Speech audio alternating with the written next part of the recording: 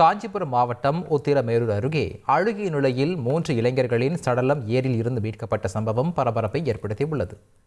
காட்டாங்குளம் ஊராட்சிக்கு உட்பட்ட விழுதவாடி ஏரியில் 3 சடலங்கள் மிதப்பதாக வந்த தகவலின் பேரில் விரைந்து சென்ற போலீசார் தீயணைப்பு துறையினர் உதவியுடன் உடல்களை மீட்டு செங்கல்பட்டு அரசு மருத்துவமனைக்கு அனுப்பி வைத்தனர். முதற்கட்ட விசாரணையில் இறந்த இளைஞர்கள் பழைய சீவரம் பகுதியைச் சேர்ந்த சத்திரியன், விஸ்வா, பரத்ராஜ் என தெரியவந்தது.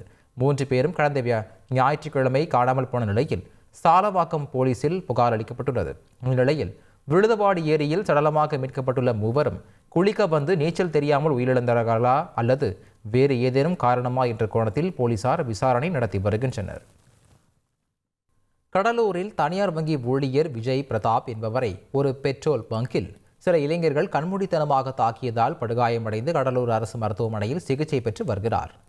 பெட்ரோல் பங்கில் இருந்த சிசிடிவி காட்சி மூலம் இந்த சம்பவத்தில் ஈடுபட்ட 16 வயது சிறுவன் உட்பட 4 பேரை போலீசார் கைது செய்துள்ளனர்.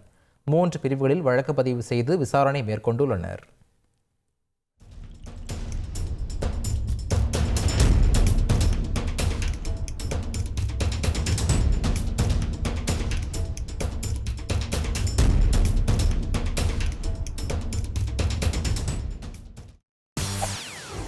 செய்திகளை உடனுக்குடன் தெரிந்து கொள்ள உடனே சப்ஸ்கிரைப் பண்ணுங்க.